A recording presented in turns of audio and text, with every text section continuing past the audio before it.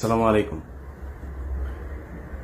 Thumbnail দেখে যেটা চিন্তা করছেন যে পিনাকি কিভাবে অ্যাডভোকেট সাইফুল ইসলাম আলিফকে মারল, সেটা জানার আগে আপনাদেরকে একটু স্মরণ করিয়ে দেই। 2019 সালে ফেব্রুয়ারি বা মার্চ এই সময়টাতে, আমার ঠিক স্মরণ নাই, আমি একটা করেছিলাম, একটা ইসকন নিয়ে একটা পর্ব করেছিলাম।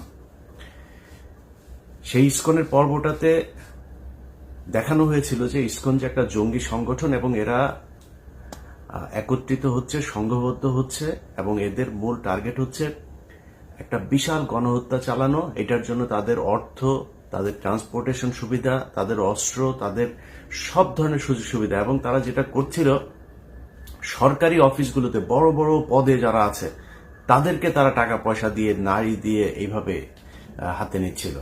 যে কারণে বিভিন্ন জায়গায় যখনই কোথাও কোনো আপনার এমনকি হিন্দুদের সাথেও তাদের বিভিন্ন মন্দির দখল নিয়ে গ্যাঞ্জাম হয়েছে, সেই গ্যাঞ্জামগুলোতেও দেখা গেছে ইসকনের সংখ্যা কম কিন্তু পুলিশ প্রশাসন সবসময় তাদের পক্ষে দাঁড়িয়েছে, যে কারণে তাদের সাথে পারা যায়নি।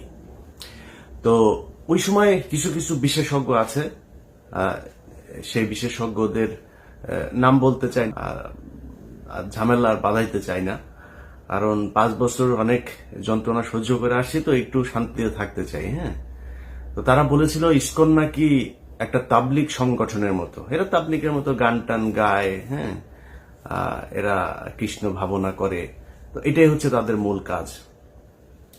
এখন দেখেন বাংলাদেশের সবচেয়ে বিস্ফোরা হয়ে দাঁড়িয়েছে ইসকন। আমি ইসকনের এই হত্যাকাণ্ডে ডেইলি স্টারের একটা নিউজ গতকালকে করেছে, Chinmoy followers clash with cops in Chittagong, lawyer killed. এটা হচ্ছে ডেইলি স্টারের সংবাদ। আর প্রথম আলো নিউজ করেছে, সময় নিউজ করেছে, চট্টগ্রামে আইনজীবীকে হিন্দু ভেবে হত্যা দুষ্কৃতিকারীরা। বুঝছেন তো, হিন্দু ভেবে কারা হত্যা করেছে, তার মানে মুসলমানরা হত্যা করেছে। তো সমস্যাটা এইখানেই।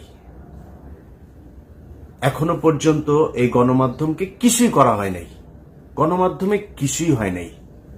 সময় টেলিভিশনের সাকি এখানে এখন পর্যন্ত তাদের হয়ে কাজ করে। কমল দে এখনো পর্যন্ত, এই যে নিউজের সাথেও সম্ভবত কমল দে জড়িত আছে, সে ওইখানে এই নিউজ করেছে, সময় টেলিভিশনে কালকে থেকে যাচ্ছে। এখন এটা বিচার করবে কে? আপনাদের গত 2 দিন ধরে দেখছি যে সবাই পিনাকির পেছনে লেগেছে, কারণ পিনাকি হচ্ছে ওই যে প্রথম আলোর সামনে গিয়ে গরু জবাই করেছে, এটার জন্য।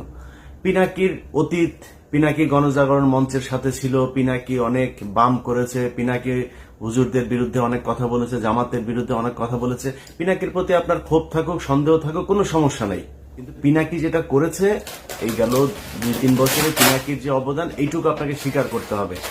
আর প্রথম আলোর সামনে যেটা করেছে, প্রথম আলোর সামনে ওই সময় ডাকা ঠিক ছিল কিনা, ওই সময় দাড়ি টুপিওয়ালা লোকজনের যাওয়া ঠিক ছিল কিনা, এত এত ডর ভয় দেখায় না, লাভ নাই। এই দেশের যেই সব এই কুকুরের ছানাগুলো সুশীল সাইজা তারপরে এইসব বলে না, এই কুকুরের ছানাগুলো এই জুলাই আগস্ট মাসে রাস্তায় নামে নাই। এরা আজকে এসে যে চেয়ারে বসছে না, এই চেয়ারে বসা লোকজন এরা এখন দেখাচ্ছে যে আইন, হ্যাঁ, পত্রিকার সামনে যা করা যাবে না, পত্রিকার সামনে এখানে নিউ ইয়র্ক টাইমস, তারপরে এখানে CNN, BBC সবকিছুর সামনেই প্রোটেস্ট করে মানুষ। তো প্রোটেস্ট করা যাবে না কিছুর জন্য? ওইখানে যা প্রথম আলোর বিরুদ্ধে কিছু বলে না, প্রথম আলোর কারোর ধরে টান দেয় নাই তো। প্রথম আলোর সামনে গিয়েছে, তারা গরু জবাই করে তারপর মাংস খাবে, চলে যাবে। এই আন্দোলন এরকম হওয়া উচিত ছিল কি না ছিল সেটা নিয়ে আপনার অবজারভেশন থাকতে পারে, কিন্তু পিনাকি যেটা করেছে সেটা করার পরে সেই লোকগুলো গিয়েছে, তাদেরকে মারধর করা হয়েছে, মারধর করার পরে তারপরে নিয়ে আবার আটকে রাখা হয়েছে। প্রথম আলোর বিরুদ্ধে কি করা হয়েছে? ওই লোকগুলির অপরাধ কি ছিল? সেখানে গরু জবাই করতে গিয়েছে, এটা অপরাধ। কিন্তু এই প্রথম আলো এই গেল 15 বছরে অন্তত 1500 মানুষকে অন্তত তারা খুন করেছে। অন্তত এখন পর্যন্ত যে আপনার কি কোনো অনুমান আছে কত হাজার আলেম আটক আছে? যেই কয়জন আলেম বের হয়েছে সেই কয়জন আলেমরা নিজেরাও এদের নামটাম বলে না, এদের ব্যাপারে আমার মনে হয় ওনাদের কোনো চিন্তা ভাবনা আছে কিনা সেটাও জানি না। আমি ইলিয়াস, আমার কথা আপনাদেরকে বলে রাখি, আমি ইলিয়াস অ্যাটর্নি জেনারেল পর্যন্ত যায় যদি একটা তদবির করি, ওনার কাছে যদি একটা উপকার চাই, উনি যদি আমাকে একটা উপকার করে, সেই উপকার দিয়ে অন্তত 20 কোটি টাকা আমি ইনকাম করতে পারি। আমি ইলিয়াস করি না। অ্যাটর্নি জেনারেলের কাছে যায় জিজ্ঞেস করেন। যতবার তাকে ফোন করেছি এই রাষ্ট্রের জন্য ফোন করেছি, এই আলেমদের ছাড়ানোর জন্য ফোন করেছি, বাবুল আক্তারের কথা বলেছি, বিডিআর এর হত্যাকাণ্ডে যারা আছে তাদের কথা বলেছি। কোনোদিন পার্সোনাল কোনো ইন্টারেস্ট তার কাছে যায়নি। জিজ্ঞেস করেন যায়। তো উনি আইনের ভেতরে থেকে যতটুকু সম্ভব হয়েছে, কিন্তু আলেম যারা আছেন আপনারা তো তাদের সাথে জেল খেটে এসছেন, দেখেন নাই তাদের কি অপরাধ। আসিফ নজরুল বলে যে এই ডিজিটাল নিরাপত্তা আইন, সে আমাকে ওই দিন ফোন করে বলছে যে আপনার এখন সমস্যা কি, আপনি চলে আসেন, আপনার শুনলাম পাসপোর্ট নিয়ে সমস্যা। আরে আসিফ নজরুল, আপনি আমার পাসপোর্ট নিয়ে উনি দেখবেন। আরে আসিফ নজরুল ভাই, আপনি আমার পাসপোর্ট নিয়ে দেখবেন, আপনি এসবি রে বলেন না, পাসপোর্ট অফিসে বলেন না, ওদের যদি বাপের ক্ষমতা থাকে আমার পাসপোর্ট আটকায় রাখতো, ওদের বললেন কথাকে। উনি আমাকে এই হেল্প করতে চায়, আপনার কাছে এই হেল্প চাই না তো ভাই। আপনার কাছে জীবনে কোনোদিন কোনো পার্সোনাল ইন্টারেস্ট নিয়ে জীবনে ইলিয়াস যাবে না। কিন্তু আপনি এই যে আলেমরা এখন পর্যন্ত আটকে আছে, ডিজিটাল সিকিউরিটি অ্যাক্টে অনেক আলেম আটক আছে, আপনার সেখানে ভূমিকা কি, আপনার পদক্ষেপ কি, আসলে কি কিছু নেওয়া হচ্ছে? কিছুই নেওয়া হচ্ছে না। এখন বালের এক আইন দেখাচ্ছে, ওইখানে প্রথম আলোর সামনে যাওয়া যাবে না, ডেইলি স্টারের সামনে যাওয়া যাবে না, কালবেলার সামনে যাওয়া যাবে না, হাজার হাজার পুলিশ আর্মি যায় সেখানে পড়ে। আরে বেটা, তুই যে চেয়ারে বসছিস ওই চেয়ারটাই তো জোর করে দখল করে শেখ হাসিনা কি তোর কি ওইখানে বসেছে? তুই নির্বাচন করে আসছিস, তুই কোন সংবিধানের কোন ধারায় তুই এই চেয়ারে বসছিস? তুই এখন ঈদ আইন দেখাস। এই দেশ বিপ্লবের মধ্যে আছে, বিপ্লব করে আদায় করতে হবে। গতকালকে সাইফুল ইসলাম আলিফকে সেখানে খুন করা হইল, গোয়েন্দা সংস্থা কি বাল ফালাইছে সেই জায়গায়।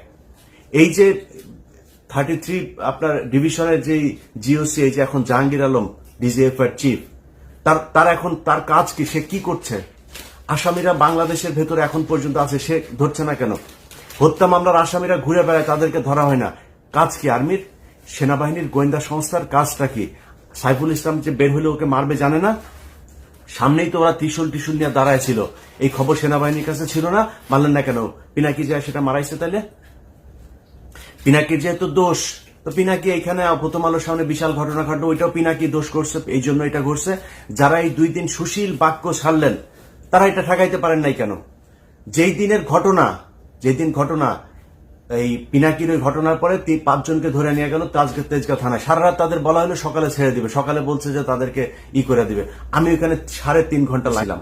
আমি বলেছিলাম যে তাদেরকে যতক্ষণ না ছাড়াবো, এটার জন্য যত খারাপ পরিস্থিতি তৈরি করা প্রয়োজন হয় সেটা করা হবে। তাহলে যদি নাকি না ছাড়তো তাহলে সেটা হইতো।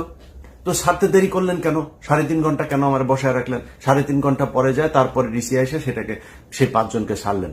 তার আগেই তো ছাড়তে পারতেন। এখন আপনারা চিন্তা করেন যে দেশের অবস্থা এই হয়ে যাবে, সেই হয়ে যাবে, তৃতীয় পক্ষ এখানে সুবিধা নেবে। তো তৃতীয় পক্ষ সুবিধা নিবে, ওই দিনই তো 3টা কলেজের মধ্যে মারামারি। সেই কলেজের ওগুলি গোয়েন্দা সংস্থা ঠেকাইতে পারে নাই কেন? সেগুলো ঠেকানো উচিত ছিল না? ইসকন এখনো পর্যন্ত যেগুলো করে, ইসকনের লোকজনদের ধরেন না কেন? এই যখন আমি এই ভিডিও বানাচ্ছি বাংলাদেশ সময় গভীর রাত, এই সময় পর্যন্ত শুনলাম যে তারা বিভিন্ন পাহাড় টাহাড় বিভিন্ন জায়গায় ইসকনের লোকজন জড়ো হয়ে তারা সমাবেশ করছে, তারা কিভাবে মুসলমানদের উপরে হামলা করা যাবে এইসব নিয়ে ঐক্যবদ্ধ হচ্ছে। তো এটা তো গোয়েন্দা সংস্থার কাজ, কিছু করছেন কি আপনারা? এখন প্রথম আলো, ডেইলি স্টার আর হচ্ছে গিয়া এই এইটা হচ্ছে বাংলাদেশের সবচাইতে সেন্সিটিভ জায়গা। এই যে ডেইলি স্টারের যে সংবাদ, যে পুলিশ আর আইনজীবীদের এই ইসকনের নামও নেন, একটা জায়গায় ইসকনের নাম নেই, ওই যে চিন্ময়ের নাম নিচ্ছে, চিন্ময়ের ফলোয়ার্সদের মধ্যে পুলিশের একটা সংঘর্ষ, সেখান থেকে একটা এই নিয়ে হাসপাতালে ভর্তি করেছে। হাসপাতালে ভর্তি করার পরে তারপরে ডাক্তার তাকে কর্তব্যরত ফিজিশিয়ান তাকে আপনার প্রোনাউন্স করছে যে হি ইজ ডেড। এখন এর বাইরে কোনো তথ্য তারা জানে না, তারা এইভাবে একটা মিস ইনফরমেশন মানুষের মধ্যে ছড়ায় দিল। এটা তাদের সূক্ষ্মভাবে এইভাবে গত 15 বছর করেছে, এখনো করবে, সামনেও করবে। এদেরকে সুযোগ দেয়া যাবে না। যে যত বালের আইন মাইন যত বালচাল শিখান, কোনো সমস্যা নেই। ডেইলি স্টার, প্রথম আলো, আপনার এলাকায় যারা কিনা এদের এই যে পত্রিকার দেয় না, এদেরকে বলতে হবে এটা আমার মত প্রকাশের স্বাধীনতা। প্রথম আলো, ডেইলি স্টার যেমন মত প্রকাশ করে না, আমার মত প্রকাশের স্বাধীনতা। যে এরা হচ্ছে গিয়ে অন্য দেশের এজেন্ট, এরা পত্রিকা না।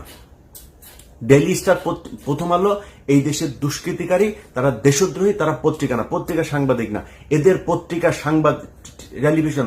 আপনি যিনি দিনাজপুরে বসে আছেন চট্টগ্রামের ঘটনার জন্য আপনার খারাপ লাগছে না? যিনি চুয়াডাঙ্গায় আছেন খারাপ লাগে না? জামালপুর আছেন খারাপ লাগে না? কুমিল্লায় আছেন খারাপ লাগে না? ব্রাহ্মণবাড়িয়া আছে খারাপ লাগে না? আপনি ওইটার জবাব নিতে চান, ওইটার প্রতিশোধ নিতে চান, আপনার এলাকায় বসে আপনি প্রতিশোধ নেবেন। প্রথম আলো, ডেইলি স্টার, কালবেলা এরা কোনো পত্রিকা না। এরা এই দেশের দুষ্কৃতিকারী বিপ্লব চলছে, বিপ্লবের মাধ্যমে সেটাকে মোকাবেলা করতে হবে। আইনগতভাবে যদি মোকাবেলা করতো তাহলে সরকার এতদিনে করতো, কোনো কিছুই করে নাই। এবং প্রথম আলো, ডেইলি স্টার তার লোকজন সব ইউনুস সরকারের পিছনে আশপাশে বসা রাখছে। ডক্টর মোহাম্মদ ইউনুস তো কাউকে চেনেও না ঠিক মতো। তো উনি মনে করছেন ভালো মানুষ, উনি মনে করছেন ও এই দক্ষ মানুষ, পড়াশোনা করেছে, ভালো বোধহয় ইয়ে করবে। কিন্তু এই যে পড়াশোনার পাশাপাশি যে সে যে প্রথম আলোতে কোচিং করেছে, এই দিল্লিতে গিয়ে কোচিং করেছে, সেটা তার ডক্টর মোহাম্মদ ইউনুস জানে না। তো তাদেরকে নিয়ে বসায় রেখেছে, তারা তাদের মতো করে কাজ করছে। অতএব আইনগতভাবে প্রথম আলো, ডেইলি স্টার এদের বিরুদ্ধে এরা কিছু করবে না। আমি একটা ডকুমেন্টারি তৈরি করলাম, সব দেখাইলাম সেইখানে। তারপরে ওইটার পক্ষে কোনো ব্যবস্থা তো নাই। ওনারা উপরের লেভেলে সবাই বসে প্রথম আলোর পক্ষে করে, আপনার ফেসবুকে পোস্ট করে। মানে আমার নিয়েও কিছু বলে না, ডকুমেন্ট নিয়েও কিছু বলে না, প্রথম আলোর পক্ষে পোস্ট করে। এই যেটার জন্য এই যে গেল কয়দিন ধরে আপনার এই 2 দিন আগেও ধরেন এই যে স্বামীর সাথে যেটা হইলো আমার, সে এখানে পোস্ট করেছে আরেক। মানে ওরা ইসকন নিয়ে এর আগেই করেছে। এই গ্রুপ, এই যে শাহেদ আলম, তসলিম এই যে গ্রুপটা আছে না, এরা ইসকনের পক্ষে এসে তারপরে দিল। তসলিম তোর না ইসকন না বলছিলি যে তুই এরা নাকি খুব করে আপনার তোর ওই যে মানে খুব নিরীহ টাইপের ধর্ম পালন করে, তুই বিশাল আকারে এক বিশ্লেষণ করছিলি। আমি বলছিলাম যে ওরা সরকারি কর্মচারীদেরকে টাকা দেওয়া কিনছে এবং এইভাবে বিভিন্ন জায়গায় লোকজন বাড়াচ্ছে। সেটা ঘটলো আজকে ঘটেছে। অতএব তুই সেদিন ঠিক ছিলি না, আমি ঠিক ছিলাম। এইভাবে আপনার বিভিন্ন সময় এই তথ্য সন্ত্রাসের মাধ্যমে এইসব সাংবাদিক পরিচয় দিয়ে, সংবাদপত্র পরিচয় দিয়ে, এইসব পরিচয় দিয়ে এটা চলতেই থাকবে। অথবা আপনাদের কাছে অনুরোধ, আপনার এলাকায় যে এই প্রথম আলো, ডেইলি স্টার, দিল্লির যে আছে, এদেরকে যারা নিয়ে যাবে তাদেরকে আপনাদের মত প্রকাশের স্বাধীনতা প্রকাশ করতে হবে তাদের সামনে গিয়া। এই সাইকেলে করে, মোটর সাইকেলে করে আপনার বাড়িতে গিয়ে পত্রিকা টত্রিকা দিয়ে আসে না, যারা কিনা ওইখানে এজেন্ট আছে, তাদের কাছে যে আপনাদের মত প্রকাশের স্বাধীনতা প্রকাশ করতে হবে, যা বলার সেটা বুঝা নিয়ে। অতএব এখন এই সাইফুল ইসলাম আলিফের যে হত্যাকাণ্ড, এই হত্যাকাণ্ড নিয়ে আসলে মানে প্রথম আলো, ডেইলি স্টার সহ এই যে এই পত্রিকায় সুশীল মার্কা যারা বসে আছে না, এখানে ভাই সবই বেশিরভাগই ওদের লোকজন। সো আপনার এখন হয়তো একটা পরিস্থিতির কারণে একটু চুপ হয়ে আছে, তারপরে সবল দিচ্ছে, মাঝে মধ্যে ফোঁস করে উঠছে। এই ডেইলি স্টার এইটা হচ্ছে তার আরেকটা প্রমাণ। তো আমরা কিছু বলার নাই। এই দেশে মুসলমানরা এখন সংখ্যালঘু। আমরা মানে এমন একটা অবস্থায় আছি, আসলে মানে এই দেশে আমাদের থাকাটা খুব কষ্টকর হয়ে যাবে, খুব ঝুঁকিপূর্ণ একটা জায়গার মধ্যে আছে। কারণ ওরা সবাই চায় এই দেশটা ভারত নিয়ে নেক, ভারতের সাথে মার্চ করুক। এই হিন্দুদের সাথে আবার বুদ্ধিজীবীরা, সুশীলরা, এখন যারা সরকারে বসেছে, এদের ভেতরেও মানে আমার মনে হয় ডক্টর মোহাম্মদ ইউনুস বাদে এখানে যারা আছে প্রায় সব কটাই এইটাই চায়। তো এটা চাইলে আমরা এটা করে এটার কেমনে কি করব বলেন? কিছু করার আছে? করণীয় আছে? কিছুই করণীয় নাই। তো যার যা করার, যে যেভাবে চিন্তা করেন, সংঘবদ্ধ থাকেন। ছাত্রদল, ছাত্র শিবির, আপনাদেরকে বলবো ভাই, আপনারা সবাই তো বিক্রি হয়ে যান নাই, আপনাদেরকে বলবো যে আপনারা এই বিষয়গুলো নিয়ে সিরিয়াসলি চিন্তা করেন ভাই। এখন ক্ষমতায় আসা, তারপরে হচ্ছে গিয়ে চাঁদাবাজি করা, ধান্দাবাজি করা, নিজের চিন্তা করা, ভাই দেশটার আগে বাঁচাইতে হবে। এই দেশটার জন্য যদি প্রয়োজন হয়, আবারও বলে নিচ্ছি, এখন তো আমার দেশে গেলে সমস্যা নাই, যদি প্রয়োজনে আপনারা যদি সেরকম কোনো পরিস্থিতি মনে করেন যে দেশে হচ্ছে, ভারতের সাথে যুদ্ধ করতে হবে, আমি আপনাদেরকে কথা দিলাম, আমি ইলিয়াস হোসেন ফার্স্ট পার্সন বুকে গুলি নেওয়ার জন্য দেশে ফিরে আসবো ইনশাল্লাহ। কোনো সুবিধা নেওয়ার জন্য আসবো না। যদি গুলি নেওয়ার সেই পরিস্থিতি তৈরি হয়, ইনশাল্লাহ প্লেনে চড়বো। অতএব আপনাদের কাছে অনুরোধ, রাজনীতি করেন, যা করেন, যেইভাবে করেন, ভাই দেশটা খুব সমস্যার ভেতরে আছে। এই দেশের বিপ্লবটা শেষ হয় এবং অনেক কিছু এখন পর্যন্ত করতে হবে, সেটা বিপ্লবের মাধ্যমে। আপনাদেরকে এর আগের বার বলেছি যে এই যে আপনার ছায়ানট, তারপরে উদিচি, এগুলো আছে না, এরা এই যে শিল্পকলা একাডেমির করে দখল করে রাখে। আমি জানি না সেটার অবস্থা কি। আপনাদের কাছে অনুরোধ ভাই, এই যে কলরব আছেন, সাইমন শিল্প গোষ্ঠী আছেন, আরো অনেক জামাত শিবিরের অনেক প্রতিষ্ঠান আছে, কওমিদের অনেক প্রতিষ্ঠান আছে, আপনারা যায় সেগুলো ভাই দখল করবেন। আপনাদের নাটক চলবে, আপনাদের গান চলবে, আপনারা সিনেমা বানাবেন, এগুলো চলবে। সো তারা যদি করতে যায় তারা তাদের মতো করুক, আপনাদের সময় দিয়ে তারপরে তাদের করতে হবে। শুধু তারা সেটা দখল করে রাখবে, এটা হবে না। বিপ্লবের অনেক কিছু ভাই দখল করে নিতে হবে। এখনো পর্যন্ত আইনগতভাবে এই সুশীলদের হাতে নিবেন। এই সুশীল কুকুরের ছানারা এরা জীবনে আপনাদের কথা বলবে না, আমাদের কথা বলবে না। যারা জীবন দিয়েছে তারা এই সুশীল না, তারা এখানে কোনো চেয়ারও পায় নাই, তারা কিছুই পায় নাই। একমাত্র এই নাহিদ আর আসিফ দুইজন এখানে আছে, দুইজন তারপরে খুবই সংখ্যালঘু প্রজাতির হয়ে আছেন। আসিফ যেসব কথাবার্তা বলার পরে তাকে আবার নানানভাবে থ্রেট দেওয়া হয়, এটা বলা যাবে না, ওইটা বলা যাবে না। নাহিদ তো এমনি চুপচাপ থাকে, একটু যেটুকুই করতে চায় সেইটুকুও মনে করেন তাকে বাধা দেওয়া হয়, এই দোষ ওই দোষ নানান কিছু করে তাদেরকেও কোণঠাসা করার চেষ্টা করা হচ্ছে। তো বিপ্লবের যেই মানে চরিত্র সেটা আসলে সরকার ধারণ করে না, যে কারণে এখনো বাইরে থেকে ফোর্সগুলি আপনাদেরকে ভাই এই বিপ্লবের সমাপ্তিটা করতে হবে।